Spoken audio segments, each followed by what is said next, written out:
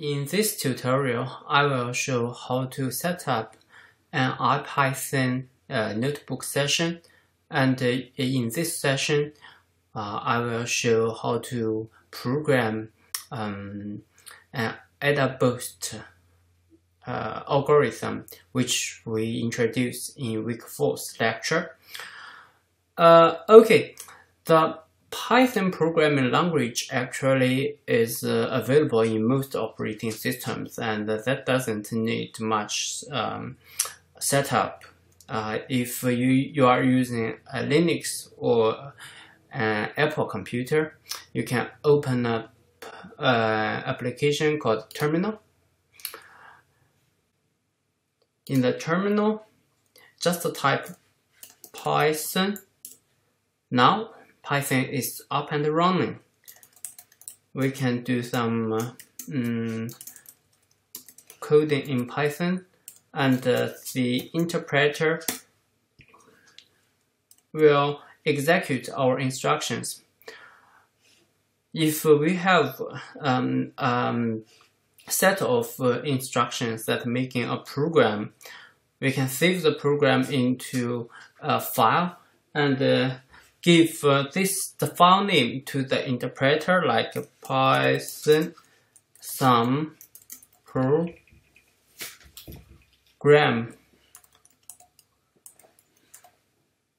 The interpreter will execute that program for us. However, this procedure is not very intuitive, and for the experimental purposes, we often need to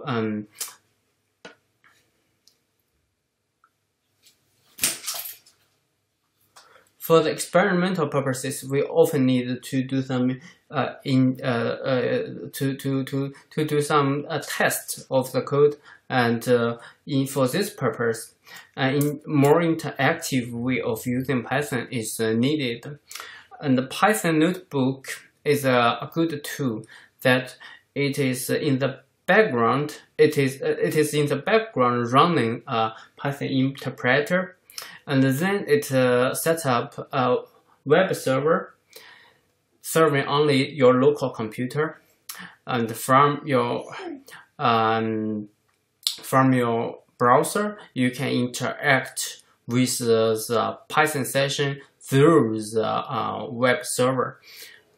So to set up such a web server, first we need to go to some particular folder of the computer. That is the path. We need to specify the path of the folder. Let's show it here.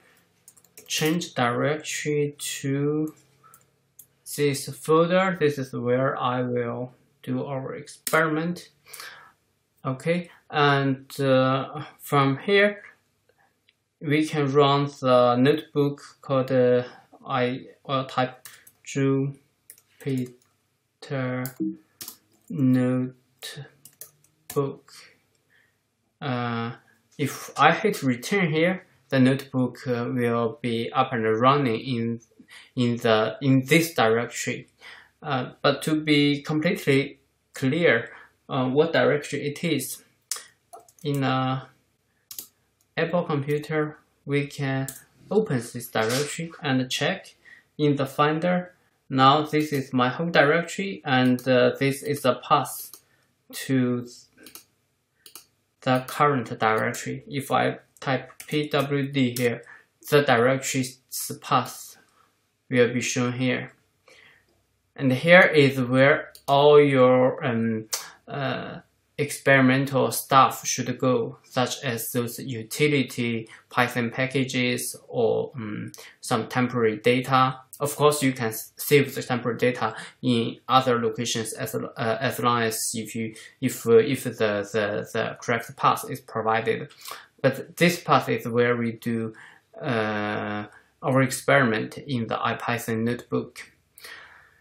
Okay, let's start a notebook, Jupyter notebook from this path. When the server is running, it will automatically open some web page here showing that this notebook is running this way. One good practice to do is you can either set up some temporary folder or temporary file in this folder, and to see if the newly created item appears here, to make sure that the direction is what you needed. And the other way is to, of course, create a new file from this notebook and check in the Explorer or the Finder of the native computer to see if the item appears. In either way, that is a way to make sure that we are working in the proper the intended folder and path, to avoid the errors that such as needed packages cannot be found. Okay, let's create a folder here. I will rename the folder as temporary data, which we may use later, but now it is only to ensure that we are in this correct folder. Look here, temporary data in the lab demo. Now let's create a new notebook for our experiment. We can choose the type of items to create. Of course, now we all need a notebook of Python 3. Actually, the Jupyter notebook supports multiple backends. One can use Python or R or other programming languages. Now we choose the Python 3 notebook here. A new file is created. Generally, first thing is to give it a proper name, such as demo at the boost algorithm, and click OK. Look, yes, and back to our notebook. The way a notebook organizes codes is to use different blocks. So in this way, one can execute blocks of code in a nonlinear way. That is a great way to do experiments. In this case, the first cell has been created for us here. One can create more cells by double-click the open space here. Alternatively, in the notebook, there are two modes. One is editing mode, where the cursor is blinking in one of the cells. The other mode, if in the edit mode, you hit the escape key, the left topmost key of a keyboard, the cursor will disappear, and you may notice the color will change. Now we are in the command mode.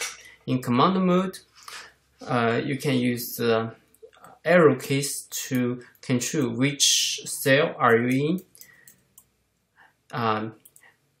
Given the current cell, one can hit A for above, B for below to create new cells. Click the editable area of a cell to enter the edit mode. Okay, or you can just just hit the enter key to enter the edit mode of the current cell. Let's get into the command mode once more. There are a few types of cells. This cell is of the type code. If you click here, you may see that. We can change it to markdown. That is a good way to take notes of what we'll do in experiment. In the markdown cell, we can give the title. This add the boost basic demo. So we can write some description of the experiment. A good thing of the markdown is it actually recognizes math. You can math, so that when we learn algorithm, it's a very good way to take notes, such as the data are in the form of the math. Start with this dollar symbol x1 and x. Okay, if we choose to execute such a markdown cell, it will be rendered in a pretty math form. So we start using Python to implement the add boost algorithm. First, we will generate some data to play with. To use data, we actually need to manipulate the matrix of numbers. As we said, the way of dealing with matrix in Python is to use the NumPy package. So we need to import NumPy. That's it. But actually in programming, we do not want to take this 5-letter package name everywhere. So perhaps just 2-letter is enough. Okay, and if we execute this cell, NumPy will be imported in the memory and will have a name of NP. Let's execute it. Remember, you can choose to execute some code block in the cell by hit Ctrl plus Enter key. The next step is to generate data. Let's put a note here. Generate data. So let's determine first how many data samples we will need for each of the classes. For this basic demo, we consider a two-class classification problem. And let's say sample number per class. Let it be 200. The data I will generate is made of is of a circle shape. One class is in the center of the circle, and the other will distribute at the outer side of the circle like a ring. The data points will be drawn as random numbers following the two specified distributions. So we need to look into some way of generating random numbers.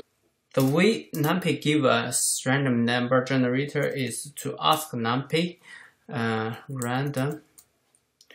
This is a sub package of NumPy. In this sub package, it contains a random number generator objects.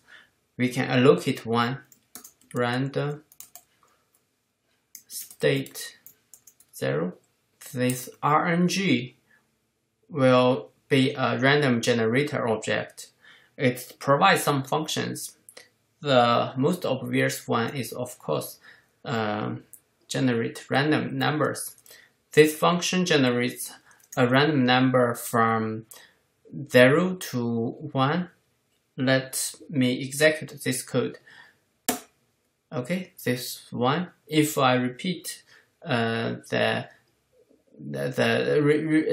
I run the code again, we will have another number, and again another number. Okay, but take a look of this initialization. Here we need some number, what we call is random seed. Using a seed, a random number generator will give you a series of numbers that follow some random distribution as agreed. But if we start from the initializer again, this generator will always give you the same series of numbers. So that is pseudo random numbers instead of true random numbers, of course, but that pseudo randomness is of great use if we need to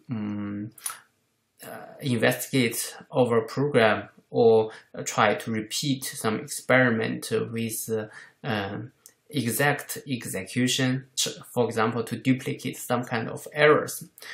Have a look if I initialize that again.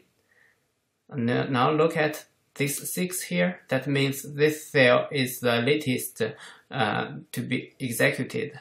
And let's regenerate the number. Is this number looks familiar? Yes, that is the first number we have generated. Okay. This is a way of in which a random number generator works. In our experiment, we need another function provided by the generator that is called rand n for normal. That function gives us random numbers follows normal distribution with mean of 0 and standard variance to be 1. For example, if we do not know exactly how this function is to be used, or in this aspect, if we have doubt on any functions in Python, in this notebook, if we hit Shift plus table key within the parentheses following the function's name, the notebook will give us some specification of how the function to be used. Here is a brief description.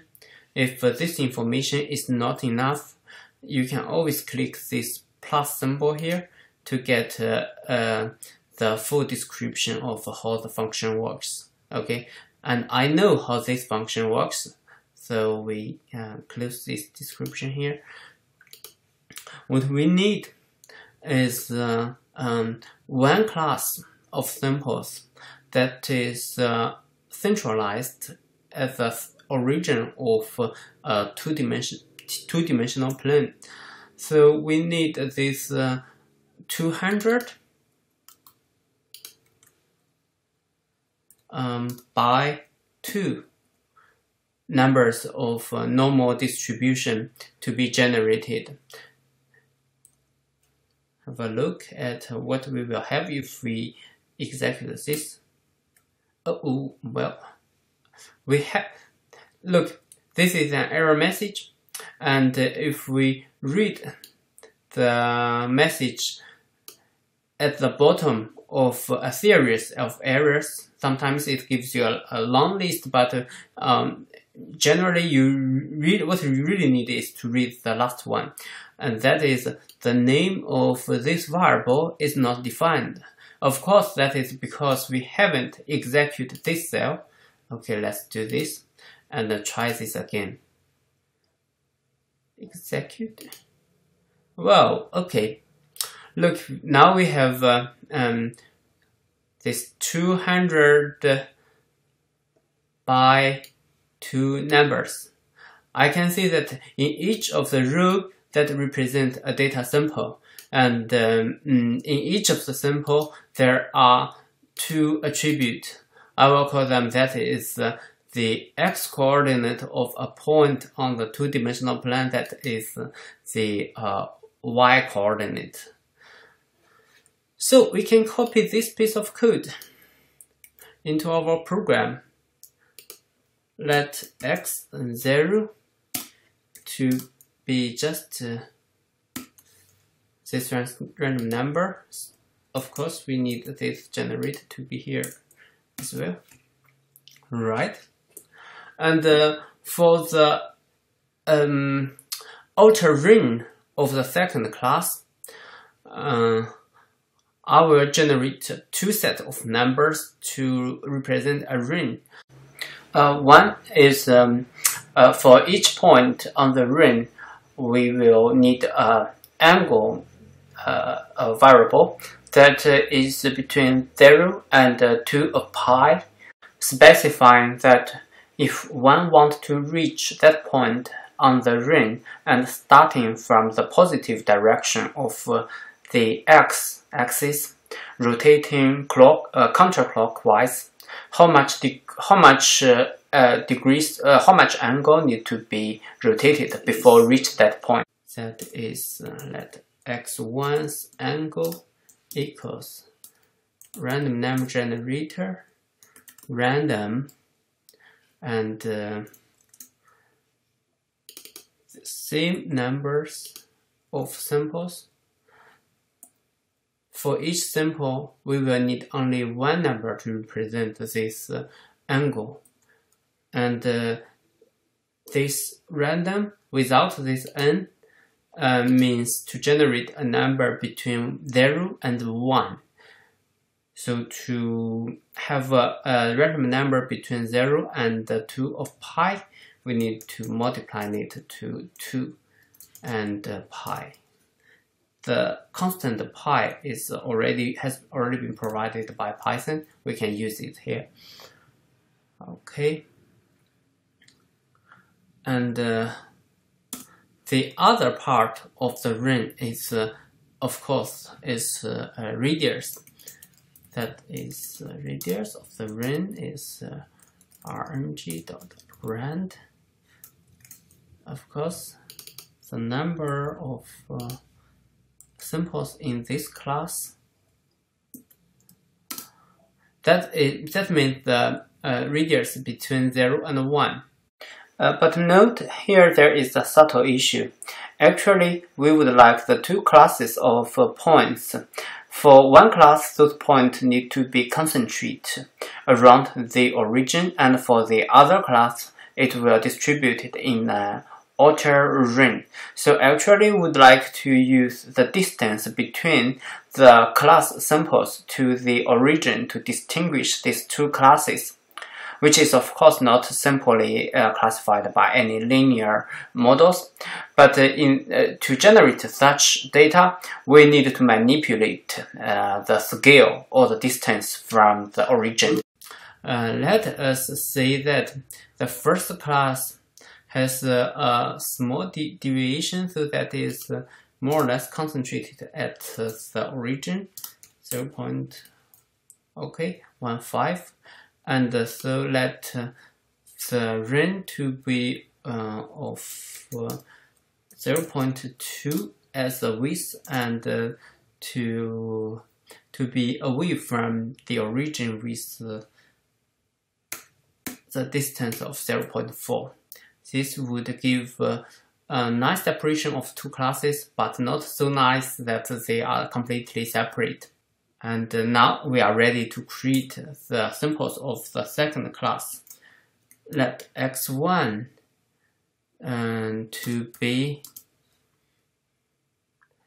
two pieces of information put together. The first is the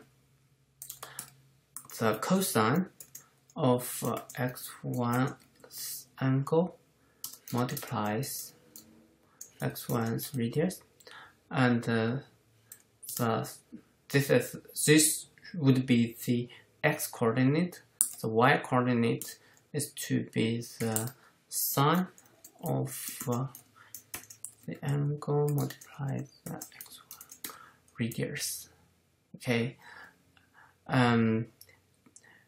These are two coordinates of x1. We need to put them together, and this is in fact a list of two lists of numbers. To make that matrix, we need some manipulation. In the NumPy can create matrices from list of numbers. For example, if we have list 1 to be 0, 1, 2, and list 2 to be 4, 5, 6. Okay, and the list of list to be a list of list 1, list 2. Now, if we use Python's functionality called function called array to convert this list of lists into a number matrix, it will not change the content of all, but it will create a matrix object that facilitates further processing. Let's have a look. As array LOL, what we will have, right? We will have a matrix, and each of the individual lists will be a row of the matrix. The matrix has 2 rows corresponding to the list 1 and the list 2. So if we use this function here, dot as array,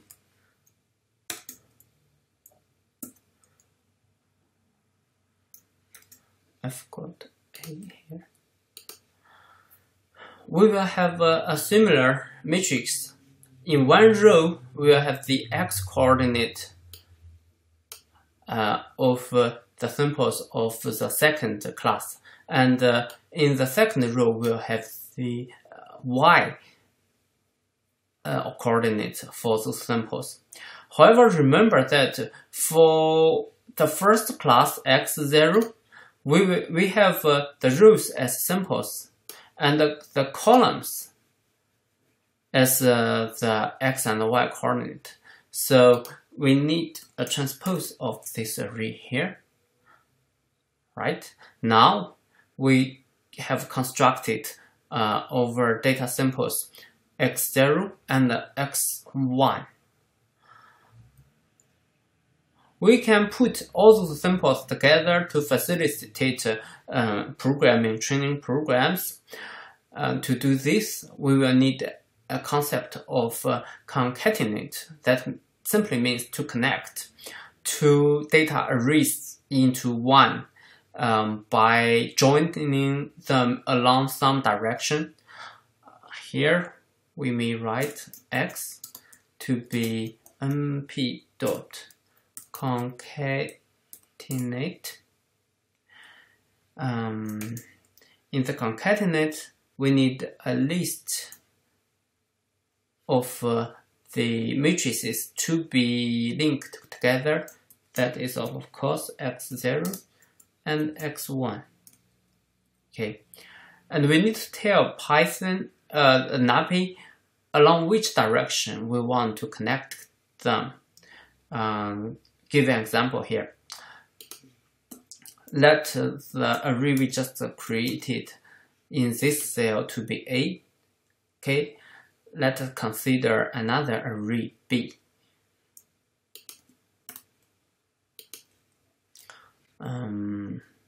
Let B to be A plus 1. Okay, if let us execute this cell again and output B here. Right? Actually, we can print A and B. A and B are these two arrays respectively.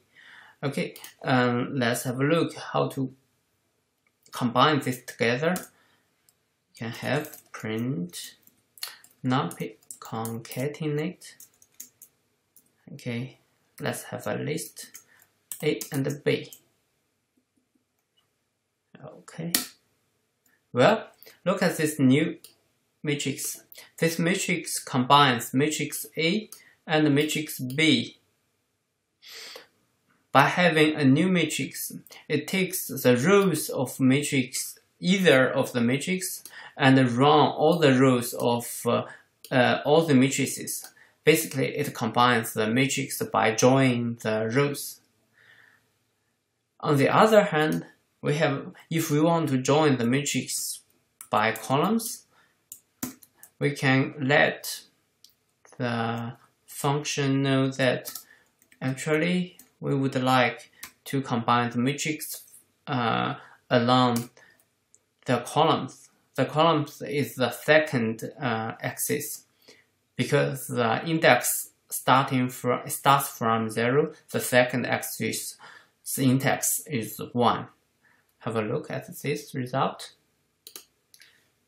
Okay, these two matrices are combined by their columns. In this case, we would like those two matrices combined along their rows. We do not need to provide axis equals 0 here because that is by default. But of course, we can write it explicitly that so that the code can be understood by other people. And we would like to create symbols for these two classes of samples. Okay, the labels we give to them zeros and ones. Actually, NumPy has two convenient functions to create 0 matrices and 1 matrices. But we do not need matrices here, we just need arrays, which means we do not need to distinguish columns and rows because we only have have vectors that is a series of numbers. Like let's delete this cell. We do not need them anymore. Okay, have a look at this numpy.zeros. If let's say give it a number 4. Well, we have an array of 4 zeros. Okay, if we have here zeros 6. Oh, sorry. Let's take it 1s, 6. Now we have 6 ones. To provide labels for our classes, we need 200 zeros and 200 ones. Okay, and the code for this is, if I write it here, would be like this. Let's execute this cell. Now the data are ready in X and Y. After preparing the data, alternatively, one can save the data into on the hard disk. So next time you may, because this is a toy data that is very easy to generate, but for some data, the pre-processing steps are very complicated. You may want to save the intermediate result. The NumPy allows you to do this step very easily. Look at save the data. You can do numpy.save text and give some name like sample x.txt. We can use just the plain text file to save the data. In this file, we save the X matrices, and of course we can save the Y as well.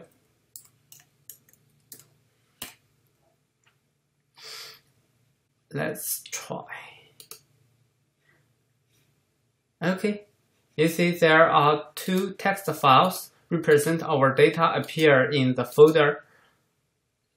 Okay, and that is why in the beginning we need to make clear where is our working folder, where is our working directory is, so we can make completely sure where those data are saved and from which we will load our resources.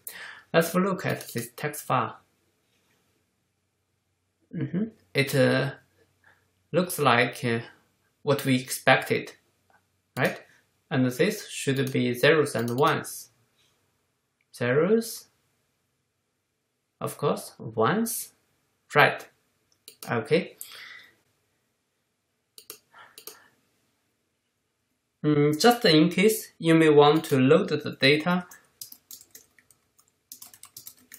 in future, the data loading function is just load text, and you can provide the text file name, simple x.text.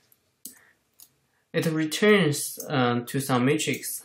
Let us use this temporary variable called x underscore, and in my programming, at least, I often use this underscore for temporary variable names. You can choose yours, but just to keep consistent.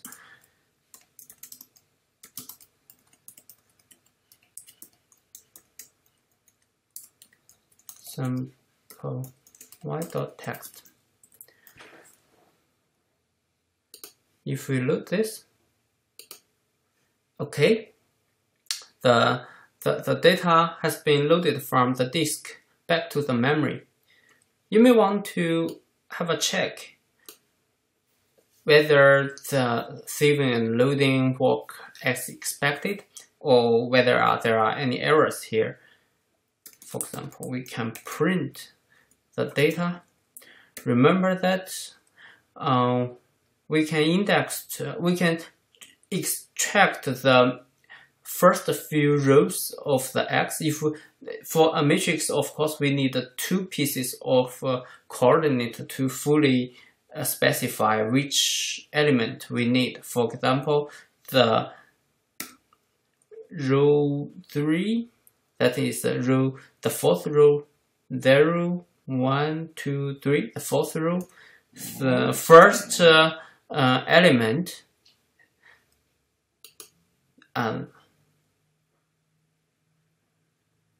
that is the index, and we can check that element in the loaded matrix 0, 3, right? Looks the same. We can examine more. If we omit the second index of a matrix, it will just take the entire 4th row for us. Have a look. Looks the same. And we can put this column here. That means the first 3 rows. Let's have a look. We need to compare carefully here. Right, that looks the same. So in this way, of course, you can exploit this way of processing data a little bit. For example, if you want to use some GUI tools to build your program, but some of the tools do not have a very flexible data pre-processing methods. Actually, we can process the data into some regular form, such as those matrices, and save those matrices into in the disk. Because that is a plain text file, it's pretty standard. You can load the text file by any tools. For example, even the spreadsheet like Excel or Numbers can load those files. Of course, the tool of your choice must be able to load those data as well, and then you can use the preferred tool to analyze the data in the matrix form.